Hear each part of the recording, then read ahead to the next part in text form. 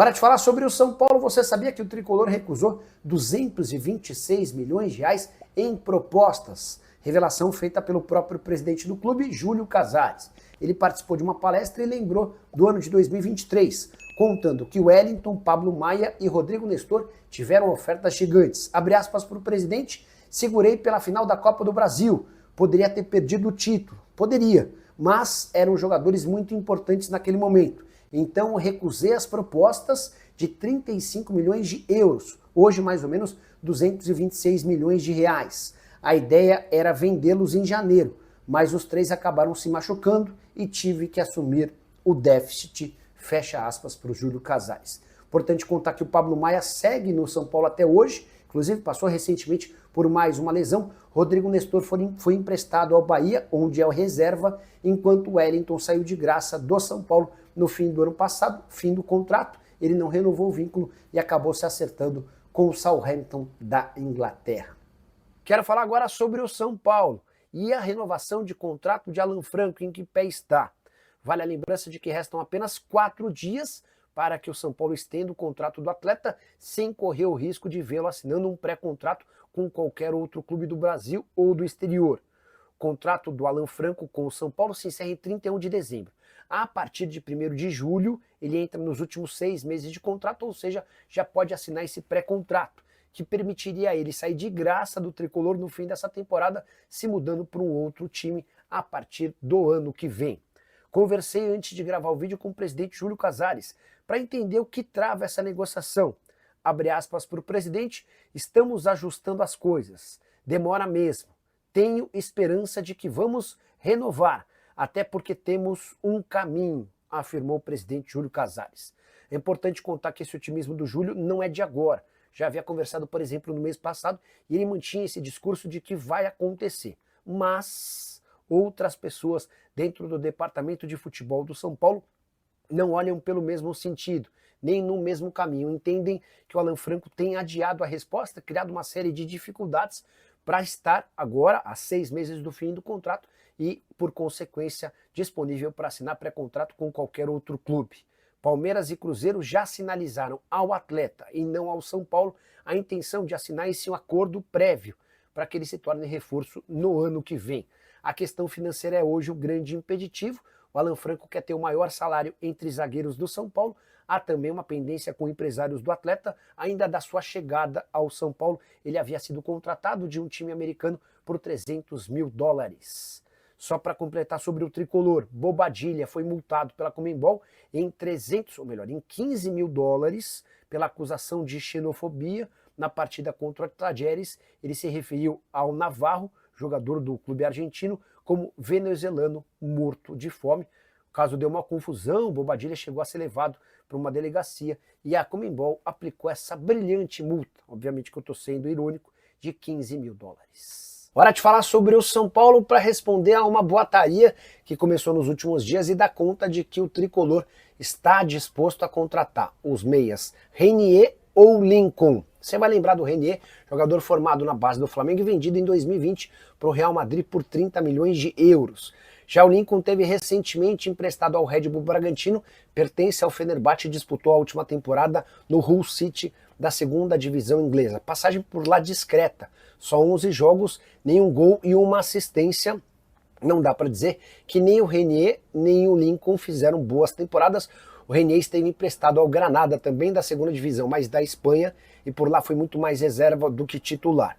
Antes de gravar o vídeo, consultei uma fonte importante do São Paulo para perguntar: vocês estão negociando com o Renier ou o Lincoln? E a resposta foi: nenhum dos dois faz parte dos planos. Renier com 23 anos de idade, Lincoln com 26. Já havia contado para vocês que o Tricolor busca mais 3 reforços. 2 pontas, atacantes de lado de campo.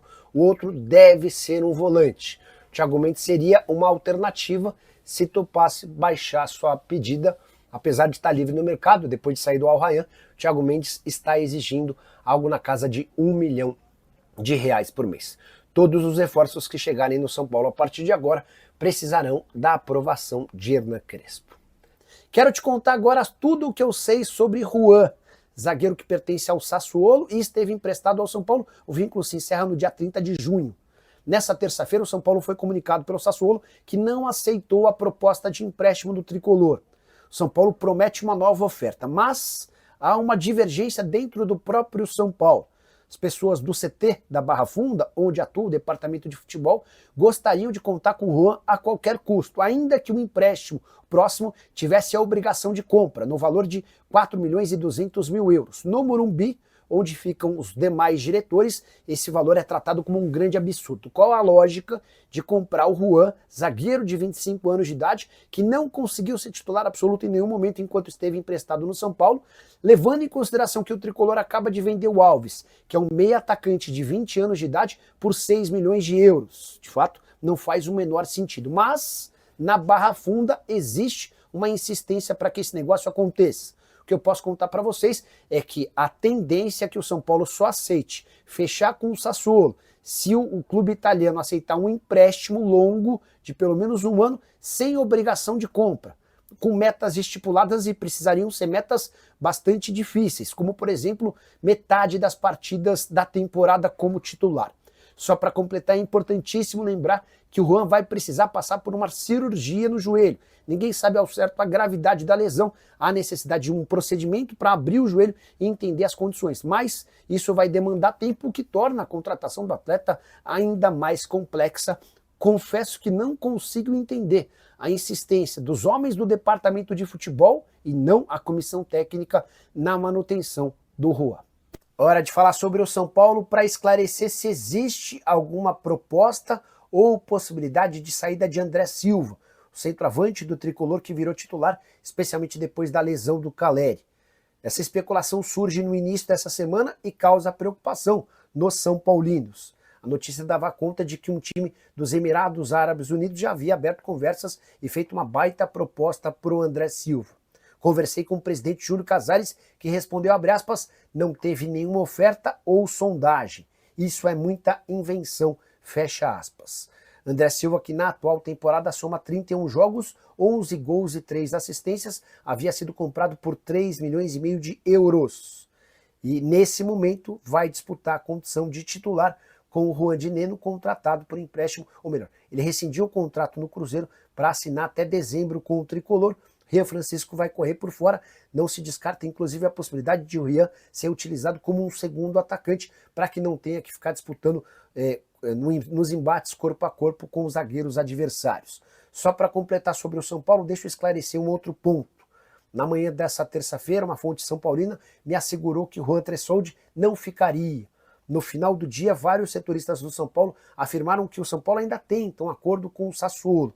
Consultei outra fonte são paulina que disse, abre aspas, não é verdade.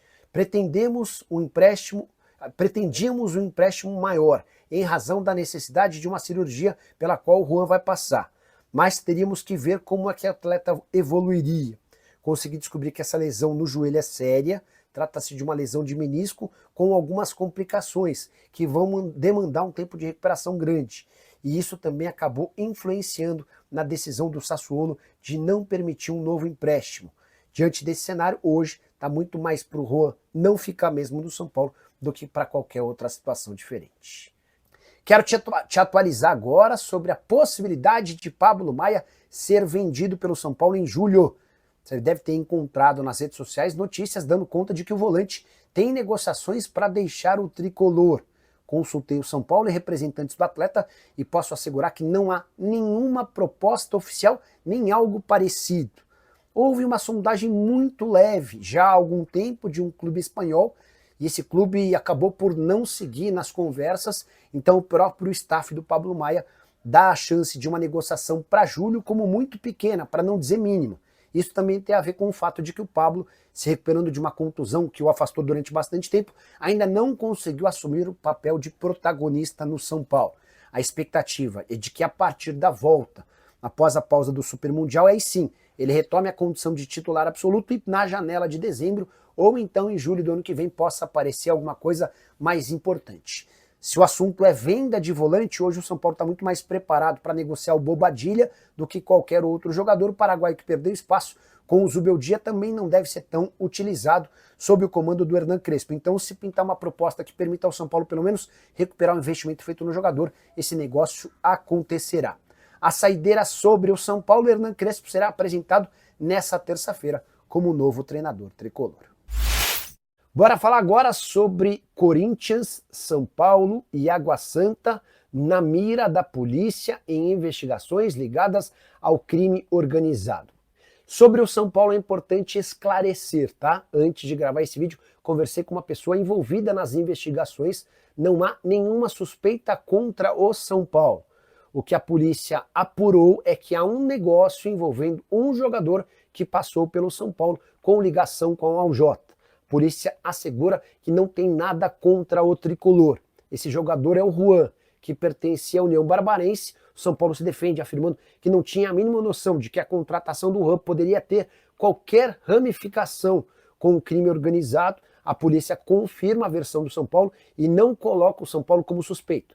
Apenas houve o destaque de que um atleta que defendeu o São Paulo e depois foi negociado com o Southampton, o Juan, tinha um empresário ligado a essas investigações. Matheus Araújo e Murilo são outros dois atletas, esses que pertenceram ao Corinthians, que tinham empresários ligados ao crime organizado, tudo de acordo com a Polícia Civil.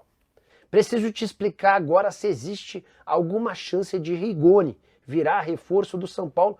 Essa pergunta me foi feita por pelo menos 7 São Paulinos na live desse domingo.